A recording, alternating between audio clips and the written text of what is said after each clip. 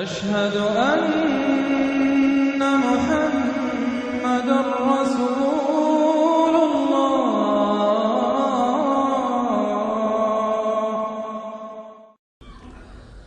أما بعد فأعوذ بالله من الشيطان الرجيم. بسم الله الرحمن الرحيم. الحمد لله رب العالمين الرحمن الرحيم مالك يوم الدين إياك نعبد وإياك نستعين اهدنا الصراط المستقيم صراط الذين أنعمت عليهم غير المغضوب عليهم ولا الضالين آمين. رب اشرح لي صدري ويسر لي أمري واحلل عقدة من لساني يفقهوا قولي. اللهم ربنا ألهمنا رشدنا وأعذنا من شرور أنفسنا. اللهم أرنا الحق حقا وارزقنا اتباعه وأرنا الباطل باطلا وارزقنا اجتنابه. اللهم ربنا يسر لنا أمورنا كلها وأتمم لنا بالخير وتقبل منا فإنك خير المتقبلين آمین یا رب العالمین. معزز حاضرین اور محترم خواتین، ہم اللہ کے نام سے اس سال کی نماز تراویح کے ساتھ دورہ ترجمہ قرآن کا آغاز کر رہے ہیں۔ اس سے پہلے میں عرض کر چکا ہوں کہ اب میری عمر بھی کافی ہو چکی ہے، قمری حساب سے 68 برس مکمل ہو چکے ہیں، اور مختلف قسم کے عوارض بھی مجھے لاحق ہیں، اور بہت سے احباب نے اور رفقاء نے مشورہ دیا تھا کہ میں اتنا بڑا بوجھ اپنے ذمے نہ لوں، لیکن میں نے خالصتاً توکلاً علی اللہ اس کی ہمت کی، اس کا ارادہ کیا، اس کے لیے اہتمام بھی خصوصاً ہوا ہے۔ مجھے اندازہ ہے کہ اب میرے خیالات کی جو رو ہے وہ اب اتنی تیز نہیں ہے جتنی کبھی ہوا کرتی تھی۔ کراس ریفرنسز بھی جو ہیں قرآن حکیم کے وہ اتنے مستحضر نہیں ہیں جتنے کبھی ہوتے تھے، بلکہ واقعہ یہ ہے کہ میری زبان بھی بعض اوقات لڑکھڑاتی ہے، اس لیے کہ مجھے جو ادویات استعمال کرنی پڑتی ہیں ان کا اعصاب پر بھی اثر ہوتا ہے، اور جو ہمارے اعضائے رئیسہ ہیں ان پر بھی اثر ہوتا ہے۔ بہرحال ان سب کے علی الرغم اللہ کا نام لے کر آغاز کر رہے ہیں۔ میری انتہائی نگارش یہی ہے، تیرے نام سے ابتدا کر رہا ہوں۔ ابھی میں نے سورہ فاتحہ کی تلاوت کی اور آپ نے سماعت فرمائی۔ یہ سورہ مبارکہ مصحف کے اعتبار سے تو پہلی سورت ہے ہی، سب کو معلوم ہے، لیکن یہ بھی نوٹ کر لیجئے کہ یہ نزول کے اعتبار سے بھی سب سے پہلی مکمل سورت جو حضور پر نازل ہوئی وہ یہی ہے۔ اس سے قبل متفرق آیات نازل ہوئیں، 5 آیتیں سورہ علق کے آغاز میں، کچھ آیتیں سورہ قلم یا سورہ نون کے آغاز میں، کچھ آیتیں سورہ مزمل کی ابتدا کی، کچھ آیتیں سورہ مدثر کے آغاز کی۔ 5ویں وحی تقریباً اس پر اجماع ہے کہ یہ سورۃ الفاتحہ کی ہے، اور یہ مکمل سورت ہے جو حضور پر نازل ہوئی۔ سورۃ الفاتحہ کے معنی ہوئے افتتاحی سورت، فتح یفتح کے معنی ہے کھولنا، مفتاح کنجی کو کہتے ہیں، چابی کو۔ تو یہ اوپننگ سورہ آف دی قرآن، قرآن حکیم کی افتتاحی سورت۔ ویسے جیسا کہ میں تعارف قرآن کے ضمن میں عرض کر چکا ہوں، عربوں کا یہ مزاج تھا کہ جس چیز سے انہیں خصوصی محبت ہوتی تھی اس کے بہت سے نام رکھتے تھے۔ اس کے بھی بہت سے نام ہیں۔ سورۃ الفاتحہ سب سے عام ہے، لیکن الکافیہ، الشافیہ، ام القرآن، اساس القرآن، کم سے کم یہ 4 نام تو میں سمجھتا ہوں کہ ہر مسلمان کو مزید معلوم ہونے چاہیے، اور بھی بہت سے نام ہیں۔ اس سورہ مبارکہ کی بالاتفاق و بالاجماع 7 آیتیں ہیں، اگرچہ ان کی ترتیب میں کچھ اختلاف ہے۔ ایک رائے، یہ رائے امام شافعی کی بھی ہے اور بصرہ کے جو قراء تھے ان کی بھی ہے کہ آیت بسم اللہ بھی سورہ فاتحہ میں شامل ہے، اس کا جز ہے، وہ اس کو شامل کر کے پھر 7 آیتیں بناتے ہیں، تو آخری جنہیں ہم 2 آیتیں سمجھتے ہیں، صراط الذین انعمت علیہم غیر المغضوب علیہم ولا الضالین، وہ ان کے نزدیک ایک آیت ہے۔ تو گویا کہ نتیجہ یہ نکلا کہ آیتوں کی تعداد 7 ہی رہتی ہے۔ امام ابو حنیفہ رحمۃ اللہ علیہ کا موقف اور کوفے کے جو قراء تھے ان کا بھی موقف یہ ہے کہ آیت بسم اللہ نہ سورہ فاتحہ کا جز ہے نہ کسی اور سورت کا جز ہے، سوائے ایک مقام پر جہاں حضرت سلیمان علیہ السلام کا خط جو ہے نقل ہوا ہے، جنہوں نے ملکہ سما کو لکھا تھا انہ من سلیمان و انہ بسم اللہ الرحمن الرحیم، تو قرآن کے متن میں صرف اسی جگہ پر یہ آیت شامل سمجھتے ہیں، باقی یہ صرف علامت کے طور پر کہ یہاں سے ایک نئی سورت شروع ہو رہی ہے درج کی گئی ہے۔ اس سورہ مبارکہ کو الصلاح قرار دیا گیا ایک حدیث میں، اس کا جو اسلوب ہے وہ دعا کا ہے، اور دعا کے ساتھ اس کی جو مناسبت ہے اور پھر اسی کی وجہ سے ہماری نماز کا یہ جزو لا ینفک بنا دیا گیا، بلکہ ایک حدیث جو میں آپ کو سناؤں گا اس میں اسی کو نماز قرار دیا گیا، الصلاح یہی ہے۔ ویسے وہ حدیث مبارک موجود ہے من لم یقرأ بفاتحۃ الکتاب لا صلاۃ لمن لم یقرأ بفاتحۃ الکتاب، جو شخص سورہ فاتحہ کی تلاوت نہیں کرتا اس کی کوئی نماز نہیں۔ اس کے حوالے سے بھی ہمارے ہاں 2 مسلک ہیں، ذکر صرف اس لیے کر رہا ہوں کہ آپ کے علم میں ہو، ان میں کوئی بنیادی فرق نہیں ہے، کسی بھی ایک رائے کا انسان قائل اور حامل ہو سکتا ہے بغیر اس کے کہ دوسرے کو بالکل غلط قرار دے، بلکہ یہ کہ اس کے لیے بھی گنجائش اپنے ذہن میں اور اپنے دل میں رکھے۔ تو ایک رائے یہ ہے کہ یہ میں کیا عرض کر رہا تھا کوئی بھول گیا ہوں،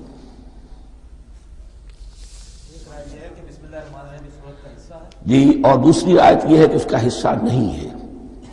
اسی اعتبار سے یہ کہ یہ سورہ مبارکہ نماز میں پڑھی جانی ضروری ہے، لا صلاۃ لمن لم یقرأ بفاتحۃ الکتاب۔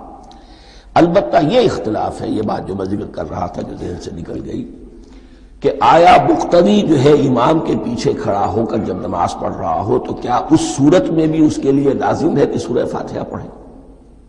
اس میں 2 رائے ہو گئی، بلکہ 3۔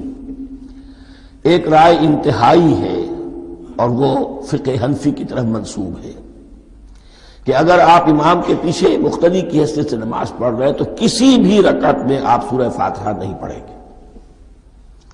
ایک دوسری بالکل برعکس رائے ہے، وہ امام شافعی رحمۃ اللہ علیہ کی ہے کہ ہر حالت میں چاہے امام جہری رکعت پڑھا رہا ہو جس میں وہ بلند آواز سے سورہ فاتحہ پڑھ رہا ہو اور چاہے وہ سری رکعت ہو، ہر حالت میں مقتدی کو بھی پڑھنی ہے۔ ایک تیسری رائے بین ہے، وہ امام مالک کی ہے رحمۃ اللہ علیہ، کہ جو سری رکعت ہے جس میں کہ امام بھی خاموشی سے پڑھ رہا ہے مقتدیوں کو بھی پڑھنی چاہیے، جو جہری رکعت ہے جس میں کہ امام بلند آواز سے پڑھ رہا ہے اس میں مقتدیوں کو خاموش رہ کر پوری توجہ جو ہے سننے پر صرف کر دینی چاہیے۔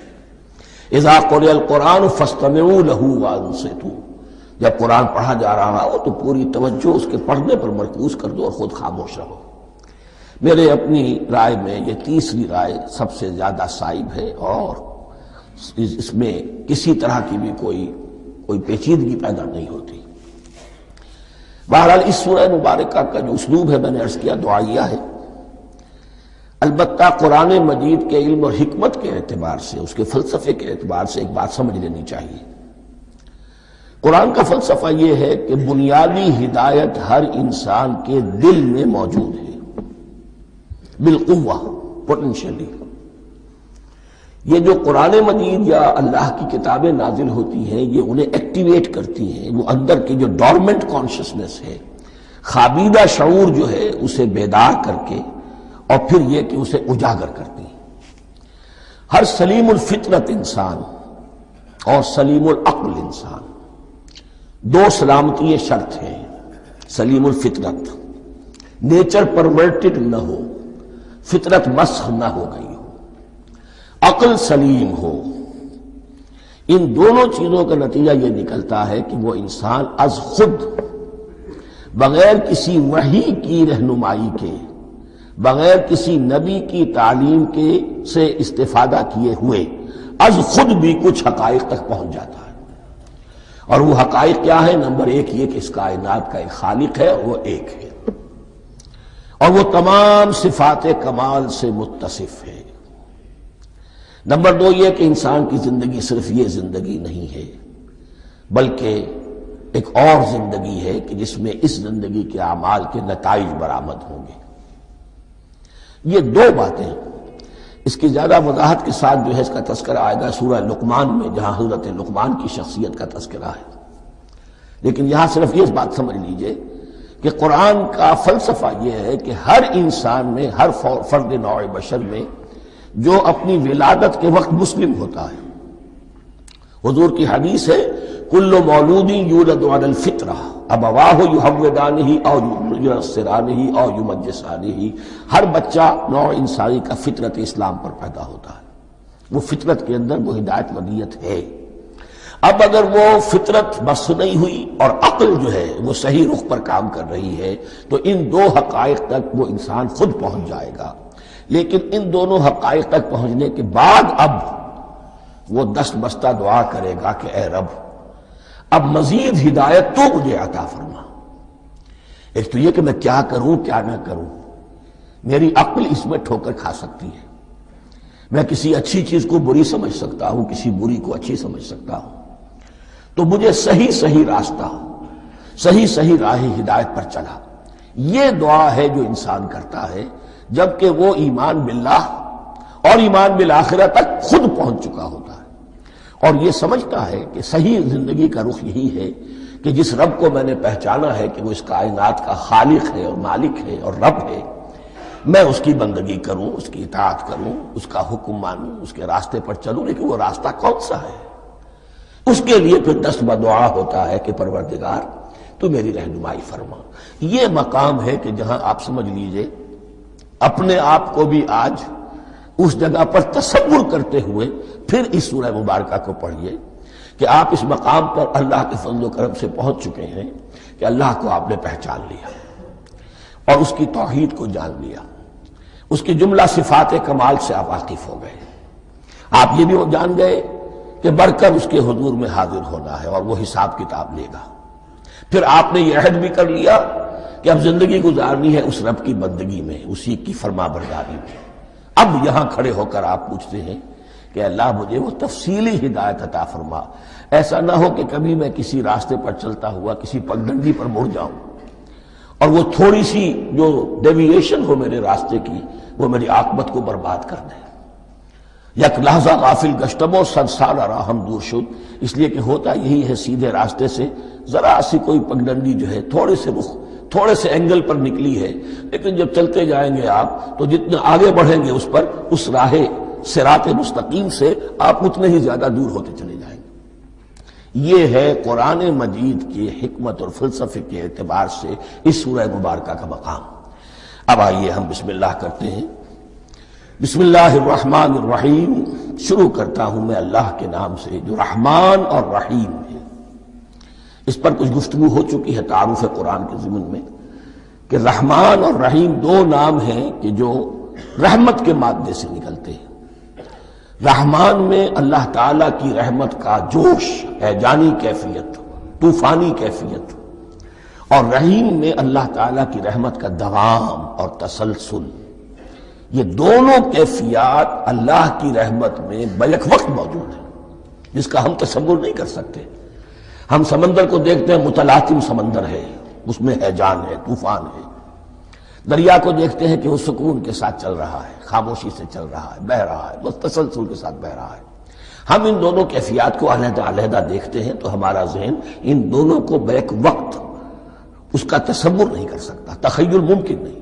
لیکن اللہ کی رحمت کی یہ دونوں شانیں مستقلاً ہر وقت موجود ہیں بیک وقت، اسی لیے ان دونوں کے درمیان کہیں حرف عطف نہیں آئے گا۔ بسم اللہ الرحمن الرحیم، الحمد للہ رب العالمین، کل حمد، اور حمد کو ذہن میں رکھ لیجئے، حمد مساوی ہے تعریف جمع شکر۔ عام طور پر ترجموں میں ایک لفظ لایا جاتا ہے، کل تعریف اللہ کے لیے، یہ کافی نہیں ہے۔ تعریف آپ کسی شے کی کر سکتے ہیں جس میں کوئی حسن ہے، خوبی ہے، کسی بھی اعتبار سے، خواہ آپ کو اس کے حسن و خوبی سے کوئی فائدہ حاصل نہیں ہو رہا۔ ایک پھول ہے، بہت خوبصورت ہے، بس ٹھیک ہے، خوبصورت ہے، آپ نے کہا، تعریف کر دی۔ شکر کرتے ہیں آپ اس شے کا جس سے آپ کو کوئی فائدہ پہنچا ہو، استفادہ ہوا ہو، آپ کی کوئی ضرورت پوری ہوئی ہو، آپ کی کوئی مشکل رفع ہوئی ہو۔ اور آپ دیکھیں گے کہ حمد میں یہ شکر کا پہلو غالب ہے۔ جتنی بھی دعائیں ہیں حضور سے منقول، شکر کے مقام پر وہاں حمد آتا ہے۔ بھوک لگی ہوئی تھی، کھانا کھایا، الحمدللہ الذی اطعمنی وسقانی۔ اب یہاں دیکھیے ترجمہ، تعریف نہیں، شکر ہے اس اللہ کا جس نے مجھے کھلایا اور پلایا۔ آپ بیت الخلاء سے باہر آئے، نجاستیں آپ سے دور ہو گئی، طبیعت میں انشراح ہوا، الحمدللہ الذی اذھب عنی الاذی وعافانی۔ وہ شکر ہے اس اللہ کا جس نے اذیت بخش چیزیں مجھ سے دور کر دیں اور مجھے عافیت بخشی۔ تو یہ الحمدللہ رب العالمین، اللہ تعالیٰ کا حسن و کمال اور حسن و جمال اپنی جگہ بھی اس انتہا کا ہے کہ جتنی تعریف اس کا حق ہے ہم کر ہی نہیں سکتے، لیکن اس کے احسانات اور انعامات ہم پر اتنے ہیں کہ ہم ان کو بھی گن نہیں سکتے۔ لہذا ایک ہی احصاء ہم نے کر دیا الف لام کے ساتھ، الحمدللہ رب العالمین۔ تمام تعریفیں اور کل شکر اللہ کے لیے ہیں کہ جو تمام جہانوں کا پروردگار ہے، رب ہے، مالک ہے۔ رب میں ایک مفہوم ہوتا ہے ربوبیت کا، اور اس میں مفہوم شامل ہوتا ہے تربیت کا، ربیانی صغیرہ۔ تو مالک ہونا اور تربیت دینا، آپ جس شے کے مالک ہوں گے آپ چاہیں گے اس میں بڑھوتری ہو، اس میں اضافہ ہو، وہ نشو و نما پائے۔ تو یہ دونوں چیزیں آپس میں ایک دوسرے کا جڑی ہوئی ہیں، پروردگار بھی اور مالک بھی۔ عام طور پر عربی میں رب کا لفظ مالک کے لیے آتا ہے، رب البیت، رب الدار، رب المال۔ تو مالک وہاں پر ظاہر بات ہے کہ اس سے مراد کیا ہے، مال والا، گھر والا، گھر کا مالک۔ تو کل شکر اور کل تعریف اس اللہ کے لیے ہے جو تمام جہانوں کا مالک بھی ہے اور پروردگار بھی ہے۔ الرحمن الرحیم، رحمان ہے اور رحیم ہے۔ اب دوبارہ اس کی میں وضاحت نہیں کروں گا۔ مالک یوم الدین، یوم دین کا مختار مطلق ہے۔ دین عربی زبان میں کہتے ہیں بدلے کو، دناہم کما دانو، کما تدینو تو دانو، یہ کہاوت ہے۔ جیسے اردو میں ہم کہتے ہیں جیسا کرو گے ویسا بھرو گے، کما تدینو تو دانو۔ تو یہ ہے بدلہ، اس کا بنیادی مفہوم جو ہے وہ بدلہ ہے۔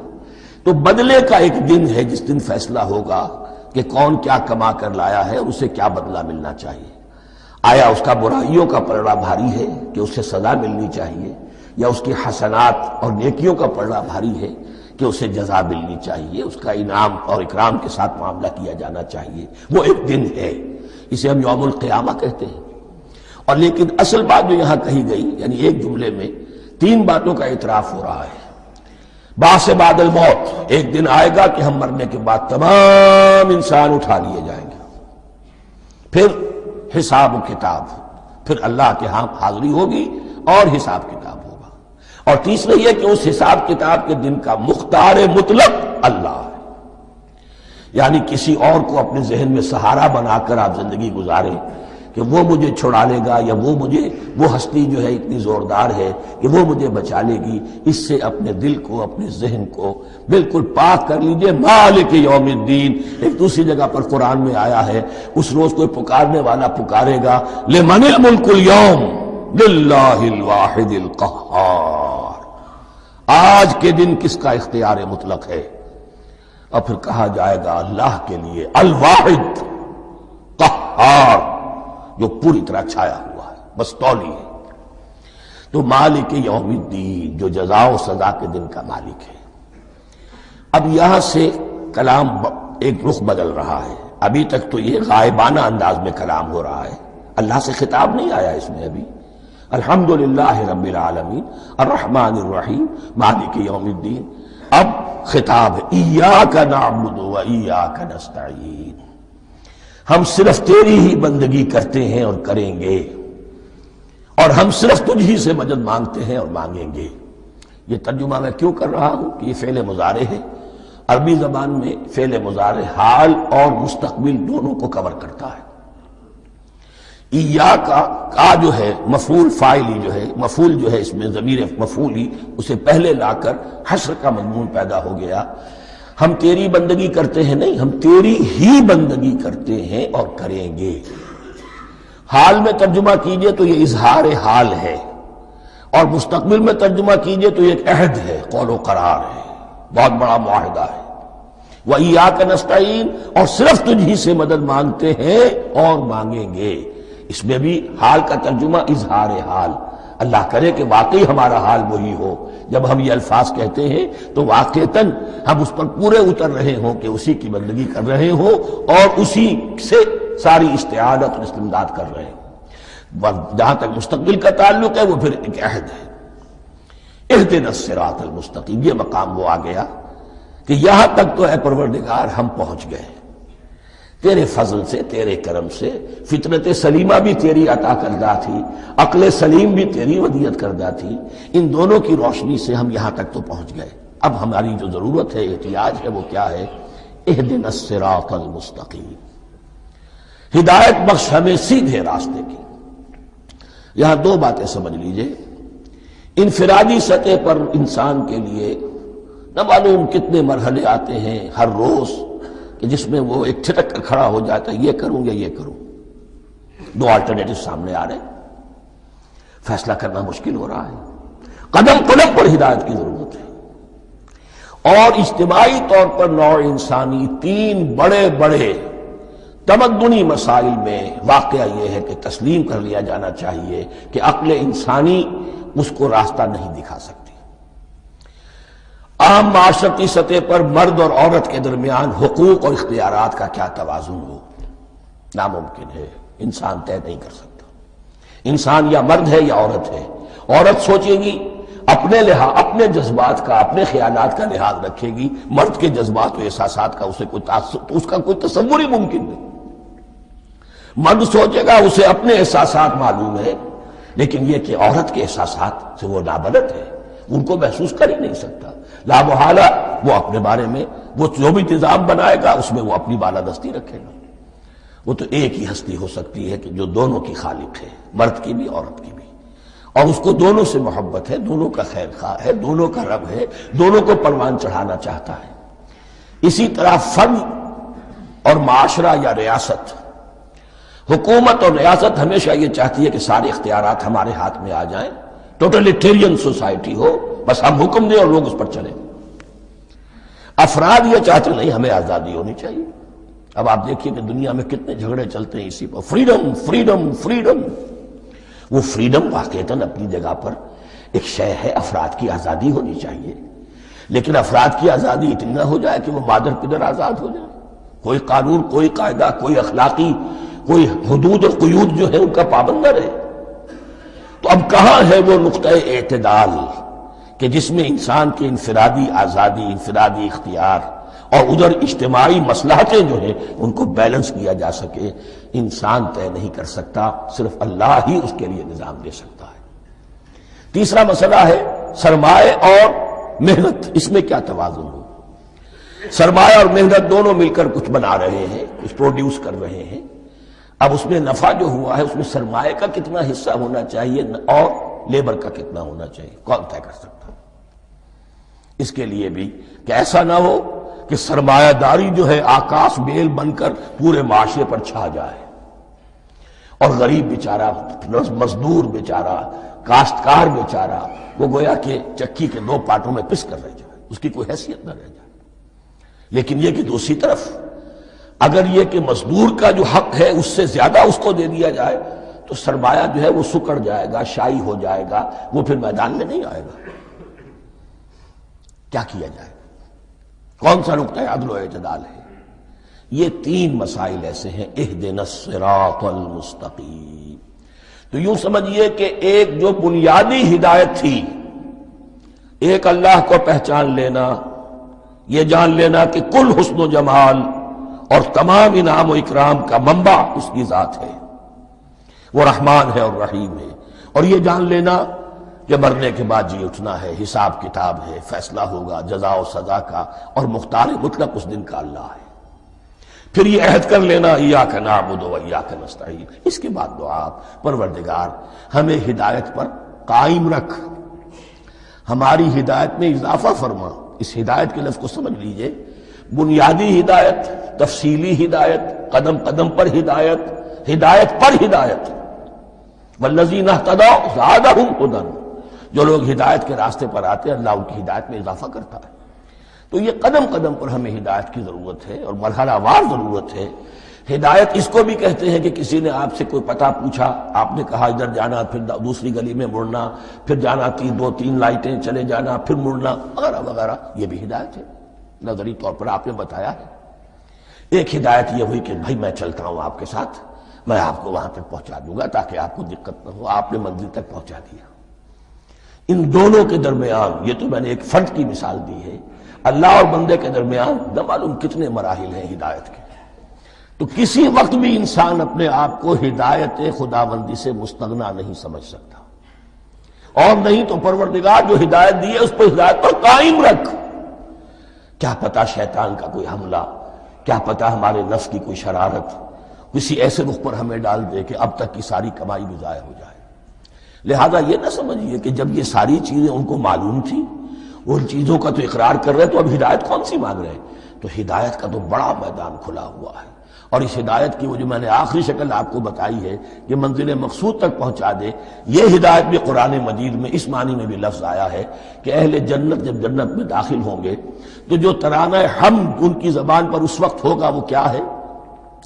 الحمدللہ الذی ہدانا لہذا وما کننا لنہتدی لولا ان ہدانا اللہ.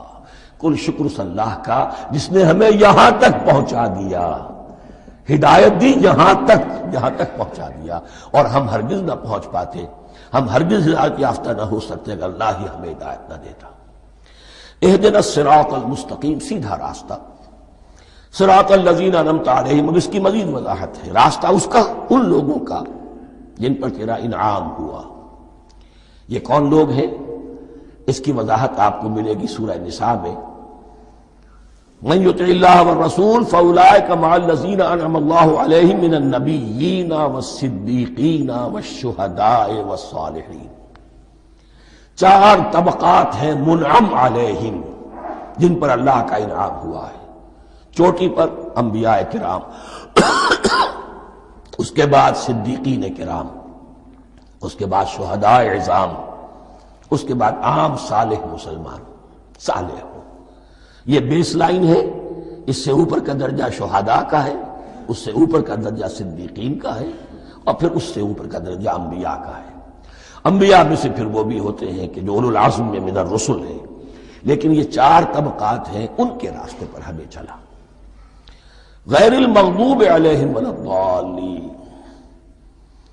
جو مغضوب علیہم نہیں ہوئے، جن پر تیرا غضب نہیں ہوا. اور غضب ہوتا ہے ان پر کہ جو ہدایت کے واضح ہونے کے بعد ہدایت کو ترک کر دیں، وہ ہے مغضوب علیہم.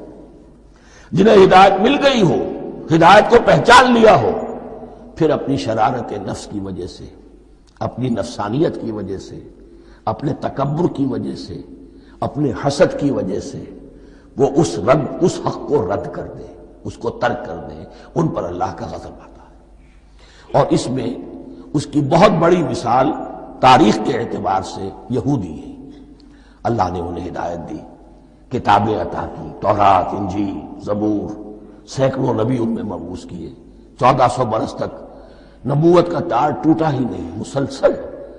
ابتدا میں بھی 2 نبی، موسیٰ اور ہارون، اور اختتام پر بھی 2 نبی، عیسیٰ اور یحییٰ علیہ السلام. اور ان کے مابین کوئی لمحہ نہیں آیا ہے تاریخ بنی اسرائیل میں جبکہ کوئی نہ کوئی نبی موجود نہ ہو. لیکن انہوں نے اپنی شرارت نفس کی وجہ سے ہدایت تورات سے بھی منہ موڑا، اور پھر سب سے بڑی بات یہ کہ ہدایت محمدی سے، ہدایت قرآنی سے بھی صلی اللہ علیہ وسلم منہ موڑا. وہ ہے مغضوب علیہم ولا الضالین، اور نہ ہی گمراہ ہوئے. یہ لفظ جو آتا ہے عربی زبان میں گمراہ کا بھی ہے اور تلاش حق میں بھٹکنے والے کا بھی ہے. ایک وہ شخص ہے جس پر حق ابھی واضح نہیں ہوا، وہ تلاش میں ہے، اس کے لیے بھی ضال کا لفظ آئے گا. اسی طرح کوئی شخص کسی کے عشق اور محبت میں ایسا ہو جائے، دیوانہ ہو جائے، اس کو بھی ضال کہتے ہیں. یعنی اس کے اوپر جذبات کا اتنا غلبہ ہو گیا ہے کسی کی محبت اور عشق کی بنا پر. تو حضور کے لیے یہ لفظ آیا ہے وَوَجَدَكَ ضَالًّا فَهَدَىٰ، اور یہ تو سورۃ الضحیٰ ہے، اکثر بیشتر لوگوں کو یاد ہوگی۔ تو یہ جو ضال کا لفظ ہے اس میں سمجھ لیجئے ضروری نہیں ہے کہ وہ گمراہ ہو، بلکہ وہ بھی کہ جو ابھی راہ ہدایت کی طلب میں اس کے حصول کے لیے اس کی تلاش میں کوشاں ہے، اور وہ بھی کہ جو کسی مغالطے کی وجہ سے حق سے منحرف ہو جائے۔ یہ بھی جان لیجئے کہ ایک ہے بدنیتی، تکبر، حسد، حق کو جان کر پہچان کر رد کر دینا یا چھوڑ دینا یا ترک کر دینا، ایک ہے کسی غلطی میں، کسی جذبات کے اندر آ کر، کسی غلو کے اندر مبتلا ہو کر اور حق سے منحرف ہو جانا۔ اس کی جو سب سے بڑی مثال ہے وہ نصارہ ہے، عیسائی ہے۔ حضرت مسیح کو انہوں نے مانا لیکن غلو کیا، یہ لفظ آئے گا آگے، لا تغلو فی دینکم، اپنے دین میں غلو نہ کرو۔ جیسے ہمارے ہاں بھی بعض لوگ ہیں جو حضور صلی اللہ علیہ وسلم کی تعریف میں، حضور صلی اللہ علیہ وسلم کے ساتھ اپنی محبت کے اظہار میں غلو کر جاتے ہیں۔ یہ انتہا درجے کو ہو گیا تھا حضرت مسیح علیہ السلام کے ماننے والوں میں، اور اس کی بنا پر انہوں نے تثلیث کا عقیدہ ایجاد کر لیا اور حضرت مسیح علیہ السلام کو اللہ کا بیٹا بنا دیا۔ تو اس کی سب سے بڑی مثال ضالین کی اس اعتبار سے کہ ہدایت پانے کے بعد کسی بدنیتی سے نہیں بلکہ کسی اچھے جذبے میں غلو کی وجہ سے، رسول سے محبت کرنا تو اچھا جذبہ ہے لیکن یہ محبت بھی ایک حد میں رہنی چاہیے۔ غلو کرے گی تو ظاہر بات ہے کہ اس کے بعد وہ گمراہی کی طرف لے جائے گی۔ یہ ہے اس سورہ مبارکہ کا ترجمہ، اور اس کے بعد آخر میں آمین کہنا یہ مسنون بھی ہے، کہنا چاہیے۔ البتہ اختلاف یہاں بھی صرف اتنا ہے کہ نماز میں جب آپ امام کے ساتھ ہیں، وہ اگر جہری قرات کر رہا ہے تو آیا اس کے بعد آپ کو بھی بالجہر کہنا ہے آمین یا نہیں کہنا، یہ اختلاف ہے، ان میں کوئی فرق واقع نہیں ہوتا۔ یہ چیز متفق علیہ کہ کہنا ہے آمین، بلکہ یہ آمین تو یہودیوں میں ہے، یہ آمین جو ہے یہ عیسائیوں میں بھی ہے۔ ان کی بھی جو پریئر، لارڈس پریئر ہے، اس کے بعد آمین، وہ آمین کہتے ہیں، وہ فرق، وہ لفظ ایک ہی ہے۔ اس لیے کہ عبرانی زبان اور عربی زبان، یا تو ہم یہ کہہ سکتے ہیں کہ دونوں بہنیں ہیں، کوئی ایک مشترک زبان تھی ان کی ماں جس کی یہ دو بیٹیاں ہیں، اور یا یہ کہنا پڑے گا کہ عربی زبان کی ماں جو ہے وہ عبرانی زبان ہے۔ بہرحال بڑا قریبی رشتہ عربی کا اور عبرانی کا ہے، اس اعتبار سے وہ آمین۔ اب آپ کو معلوم ہے ہم السلام علیکم وہ کہتے ہیں، وہ سلام کہتے ہیں، فرق کیا ہے؟ وہ تو تلفظ کا فرق ہے۔ اسی طریقے سے اور بہت سے الفاظ ہیں، میں بعد میں بتا۔ اب میں اس سورہ مبارکہ کے بارے میں خاص حدیث آپ کو سنانا چاہتا ہوں، اور اسی سے در حقیقت جو امام ابو حنیفہ کا موقف ہے رحمۃ اللہ علیہ، اس کی حقانیت مزید مبرہن ہو جائے گی۔ یعنی کیا کہ آیت بسم اللہ سورہ فاتحہ کا جز نہیں ہے، سورہ فاتحہ الحمدللہ رب العالمین سے شروع ہوتی ہے۔ وہ میں آپ کو بتانا بھول گیا کہ جن کے نزدیک یہ سورت کا جز ہے وہ پھر جہری قرات میں بسم اللہ الرحمن بھی بلند آواز سے کہیں گے، اور جن کے نزدیک یہ سورہ فاتحہ کا جز نہیں ہے وہ نہیں کہیں گے، وہ الحمدللہ رب العالمین سے قرات کریں گے۔ تو کوئی فرق نہیں ہے بنیادی۔ یہ حدیث جو ہے یہ مسلم شریف میں ہے اور حدیث قدسی ہے۔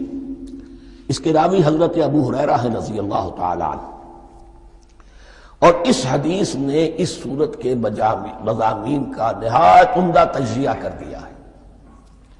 حدیث کے الفاظ سن لیجئے، قسمت الصلاۃ بینی و بین عبدی نصفین۔ اللہ تعالیٰ فرما رہے ہیں، حدیث قدسی ہے، میں نے نماز کو، صلاۃ کو اپنے اور اپنے بندے کے درمیان آدھا آدھا تقسیم کر لیا۔ فنصفها لی ونصفها لعبدی، اس کا نصف جو ہے وہ میرے لیے ہے اور نصف جو ہے وہ میرے بندے کے لیے ہے۔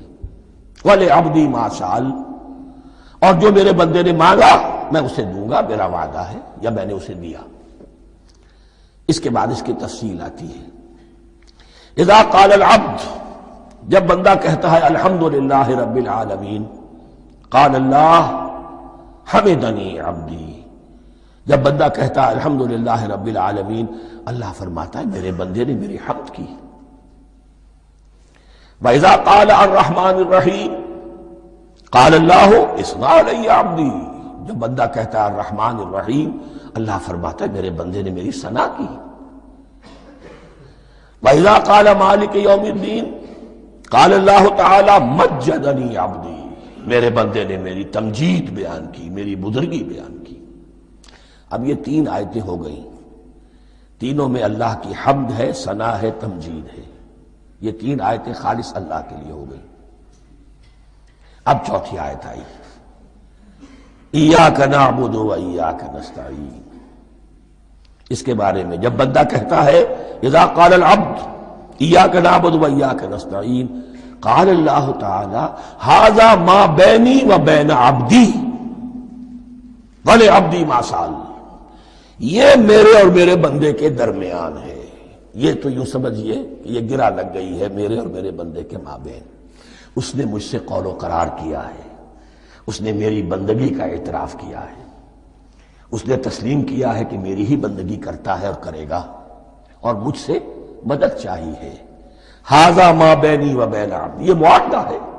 معاہدہ 2 فریقوں کے مابین ہوتا، یہ میرے اور میرے بندے کے مابین ہے. وَلِ عَبْدِي مَا سَأَلَ، اور میں نے اپنے بندے کو دیا جو اس نے مانگا. وہ میری مدد چاہتا ہے، میری مدد اس کے شامل حال رہے گی. فَإِذَا قَالَ، اور جب بندہ کہتا ہے اهْدِنَا الصِّرَاطَ الْمُسْتَقِيمَ صِرَاطَ الَّذِينَ أَنْعَمْتَ عَلَيْهِمْ غَيْرِ الْمَغْضُوبِ عَلَيْهِمْ وَلَا الضَّالِّينَ، قَالَ اللَّهُ تَعَالَى هَذَا لِعَبْدِي وَلِعَبْدِي مَا سَأَلَ. یہ 3 آیتیں یہ میرے بندے کے لیے ہیں. اهْدِنَا الصِّرَاطَ الْمُسْتَقِيمَ، اسی صراط مستقیم کی وضاحت ہے مثبت. صراط الذین انعمت علیہم، اسی صراط المستقیم کی وضاحت ہے منفی انداز میں، غیر المغضوب علیہم ولا الضالین. یہ سب میرے بندے کے لیے ہے اور میں نے اپنے بندے کو دیا جو اس نے مانگا. اس کو میں نے ایک مرتبہ یہ ترازو کی شکل میں اس کو لکھوایا تھا. دیکھیے یہ ایاک نعبد و ایاک نستعین، یہ ہے وہ ترازی کی وہ ڈنڈی. واو جو ہے ایاک نعبد و ایاک نستعین، واو جو ہے گویا کہ وہ مٹھ ہے جس سے کہ ترازو کو پکڑا جاتا ہے. ادھر ایک پلڑا ہے جس کی 3 آیتیں ہیں، الحمدللہ رب العالمین الرحمن الرحیم مالک یوم الدین. اس کا نتیجہ کیا نکلا؟ ایاک نعبد. آپ نے شاید یہ سنا بھی ہو، ایک بہت ہی عمدہ قرات کا جو ریکارڈ ہے قاری عبدالباسط عبدالصمد کا، وہ یہیں سے چل کر سورہ فاتحہ کی قرات کر کے ایاک نعبد پر آ کر رکتا ہے. الحمدللہ رب العالمین الرحمن الرحیم مالک یوم الدین ایاک نعبد. گویا کہ یہاں یہ صورت بالکل ہاف ہو گئی ہے. 3 آیتوں میں اللہ کی حمد ہے، ثنا ہے، تمجید ہے، جس کا نتیجہ ہم تیری ہی بندگی کرتے ہیں، تیری ہی اطاعت کریں گے.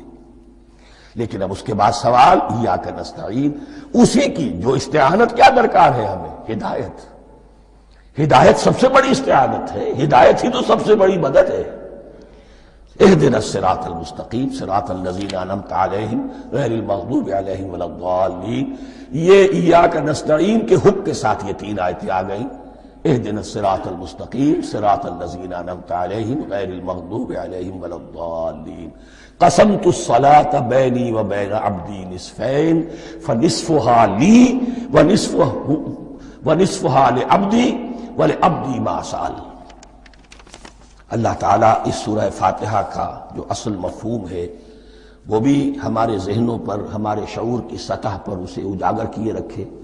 ہمیں توفیق دے کہ جب بھی پڑھیں، جب بھی سنیں تو وہ کیفیت اگر ہو جائے. اس لیے کہ ایک حدیث ہے کہ الصلاۃ معراج المومنین، نماز تو اہل ایمان کے حق میں معراج کے درجے میں ہے. اس حوالے سے ہم یہ سمجھ سکتے ہیں کہ کوئی وقت ایسا آ سکتا ہے کہ انسان کو واقعتاً، روح انسانی واقعتاً اللہ کے یہ جواب سنے. انہونی بات نہیں ہے. ہوتا ہے خطاب آخر، اٹھتا ہے حجاب آخر، کرتے ہیں خطاب آخر. یہ تو ہوتا ہے. مخاطبہ الہی ہے تو میں نے عرض کیا کہ ثابت ہے. مخاطبہ، محادث اور تحدیث اللہ بندوں سے کلام کرتا ہے.